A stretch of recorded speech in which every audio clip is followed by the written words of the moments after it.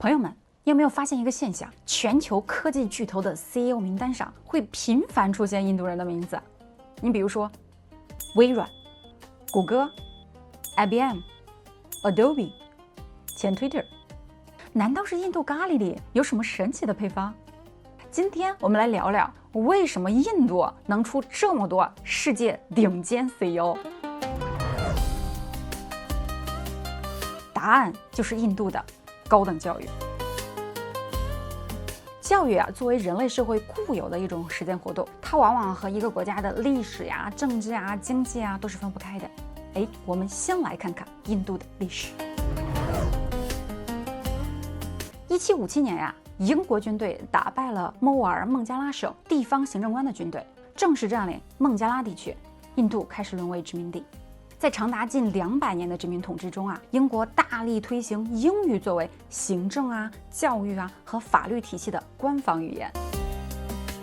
1857年呢，英国因为殖民需要，按照伦敦大学的模式，在印度建立了一批英语授课的高等院校，比如孟买大学、加尔各答大学和马德拉斯大学。而这些呢，不仅帮助印度引入了西方的现代教育理念，同时也推动了本国科学研究的发展。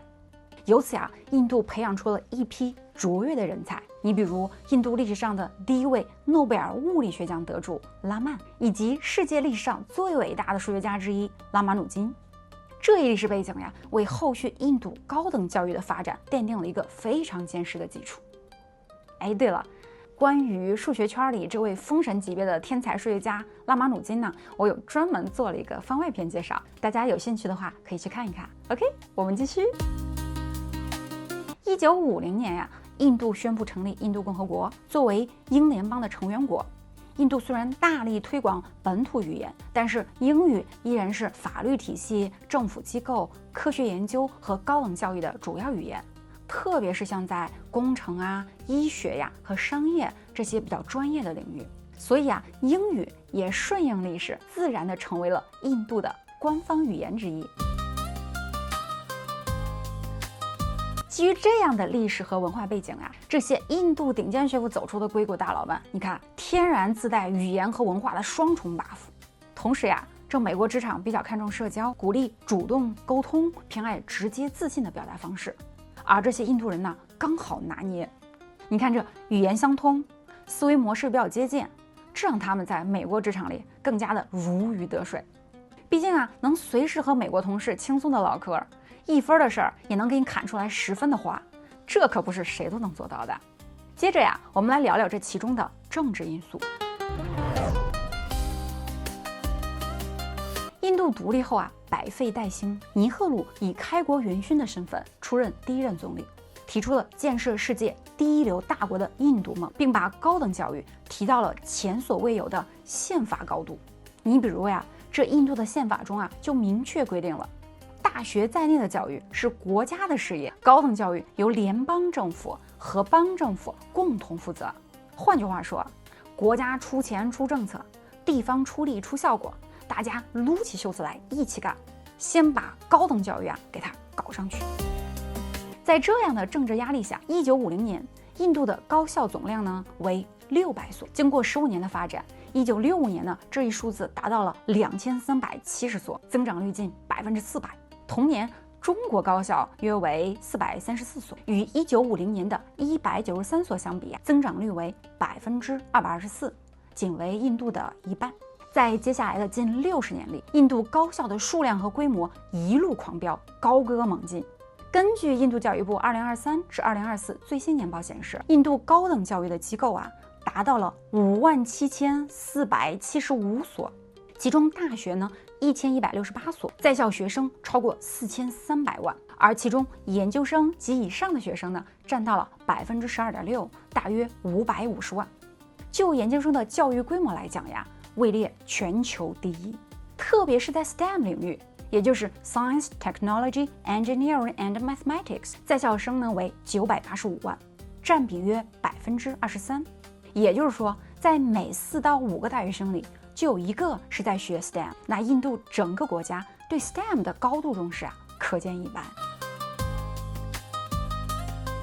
这么庞大的教育规模，每年释放出上百万受过良好教育的技术人才，有技术还便宜，再加上政府的大力扶持，印度稳稳地成为了软件外包第一大国。说到软件行业，早在20世纪80年代，计算机总理拉基夫甘地就说过，我们错过了工业革命那班车，但不能错过这第二班车，也就是电子革命或计算机革命。现在我们必须紧跟这班车，追上并跳上去。总理大手一挥，这一重任呀就落到了印度理工学院。说到这儿呢，我还真去翻了翻这些硅谷科技圈大佬们的简历，发现呀 ，Google、IBM、前 Twitter、Zscaler 等等这些 CEO 啊或者联合创始人都是他的校友。来，端上小板凳儿，咱们一起来看看这个 IIT。印度理工学院呀，英文 India Institute of Technology， 简称 IIT， 是由印度政府所建的顶尖工程教育与研究机构，被称为印度科学皇冠上的瑰宝。总共有23所校区，分布在印度的各个城市。根据2025年 QS 世界大学专业排名，德里分校的 Engineering and Technology， 也就是工程技术专业，全球排名第26。孟买分校啊，紧随其后，专业排名全球第28，绝对的王牌专业，强。IIT 啊，作为印度 IT 人才和工程师的梦工厂，以其炼狱级别的入学考试而闻名全国。说到这儿啊，我们不得不提一下印度复杂又灵活的高考体系。首先呀，学生需要在完成12年级后，相当于中国的高3，参加全国统一的高中毕业考试，这可以理解成印度的高考。文理分科考试，考完之后啊，像人文啊、商业啊这些方向的学生，也可以直接用他的考试成绩申请大多数的学校。而对于理工类的学生如果你想进工程类的学院，还得参加印度联合入学考试，叫 Joint Entrance Examination， 简称 GEE。GEE 考试呢分成2轮，第一轮呢叫 GMAIN， 是由国家测试机构 NTA 组织和命题的，每年呢有2季，考试内容呢主要包括数学物理化学。考完之后呢，学生呢根据自己的排名可以报考一些一流的工程学院，你比如说国家理工学院、印度理工信息学院等等。接着第一轮考试排名的前20%的选手们注意了，检查一下自己的高中毕业成绩，在满分的75%以上，或排名呢位于所在考试委员会的前20%。恭喜你，终于突破重围，杀入第2轮厮杀，叫 G Advanced。这第2轮考试是由印度理工学院中的7个校区每年轮流组织和命题，考试内容呢只有数理化3科。成绩出来后考生可以根据自己的排名来选择报考 IIT 的某个校区和专业。你比如咱们以2024年为例，有140多万人冲进了 GEE 考试的战场，经过先后2轮厮杀，剩下3%，也就是4.8万人拿到 IIT 的入门券。而这4.8万人中的顶级选手才有机会在这23个校区里面选择热门校区或者热门专业。这听起来是不是还挺刺激的？说了这么长其实就想说，最后能杀进 IIT 这些印度顶尖工程大学的王牌专业的个个都是天赋加努力的人尖中的人尖，简称人尖尖。再加上印度的教育体系对 STEM 领域的高度重视，这些人尖尖不仅技术功底扎实，还在激烈的竞争中练就了超强的适应力和心理承受力。简单来说就是既聪明又能打，技术过硬还抗压。那问题来了，印度培养了这么多高精尖的人才，怎么就都跑到美国去了呢？这就不得不说说印度的经济。根据剑桥历史学家麦迪森的统计，印度在世界收入中的占比从1700年的22.6%，几乎与当时的欧洲是持平的，大幅下降到1952年的3.8%。事实上，这个大英帝国最璀璨的明珠，到20世纪初时，在人均收入方面已成为最贫穷的国家。这可不是另说的。这句话出自被称为印度经济改革之父的前总理曼穆罕辛格。从这句话里面啊，你就能看出来，印度啊在独立之初的时候呀，经济啊有多糟心。接着，1991年的6月，印度大选如火如荼啊，结果突发变故，拉基夫·甘地遇刺身亡，纳拉辛哈·拉奥临危受命，竞选成为新一任的总理。他和当时的财政部长啊辛格一拍即合，决定来一场经济的大扫除。你比如说，废除层层审批的许可证制度，降低关税啊、利率啊，打破公共垄断，给经济松绑等等等等。这一系列的操作啊，就像给经济装上了加速引擎，让印度啊从封闭的计划经济一路奔向市场经济，并在后边的几十年里一步步成为全球瞩目的新兴经济体。然而啊，这边经济是发展了，那边高等院校马不停蹄的一直扩招，结果呀，经济增长跟不上消化的速度，很多大学生毕业即失业，是不是听着还挺耳熟的？统计显示啊，20世纪90年代，印度300万的待业青年中，其中有20%以上都是大学生，其中呀也不乏硕士、博士。这种教育过剩啊，导致很多人啊，要么找不到工作，要么找到的工作不对口，只能将就。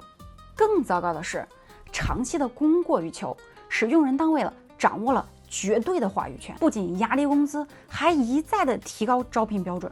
你比如，本科生可以做的，他们会以同等的薪资招个研究生甚至博士，这反过来啊，又会刺激更多的人去追求啊更高的学历，导致高学历者越来越多，就业竞争越来越激烈，形成了一个卷王争霸的恶性循环。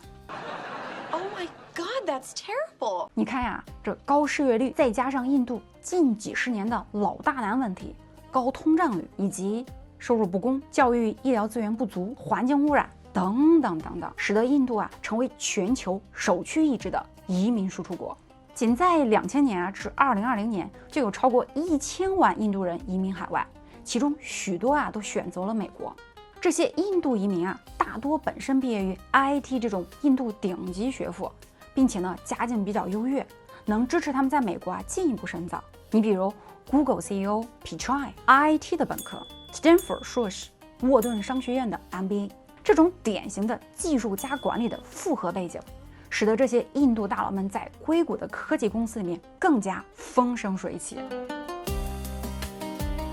最后啊，咱们来总结一下，这些硅谷的印度高管们，从小在印度接受的是英式的精英教育，天然具备语言 buff 和文化融通，再加上印度顶尖学府的硬核 STEM 训练，然后啊又随移民大潮杀入美国，继续深造。你看这高技术，能力强，还会管理。接着呀，充分发挥印度的角斗士精神，一路厮杀，打破移民的美国商界天花板，再通过校友会呀、这个基金会呀、党团呀等等这些强大的网络，抱团互助，集体提携，才最终出现了印度 CEO 称霸硅谷的现象。只有强者才能统治世界啊！哎，这时候有朋友说了，林啊，你这分析的还不够全吧？哎，欢迎大家补充留言，评论区见，拜拜。City lights going high, people moving hustle by, beats pumping through my veins, riding on these urban plains.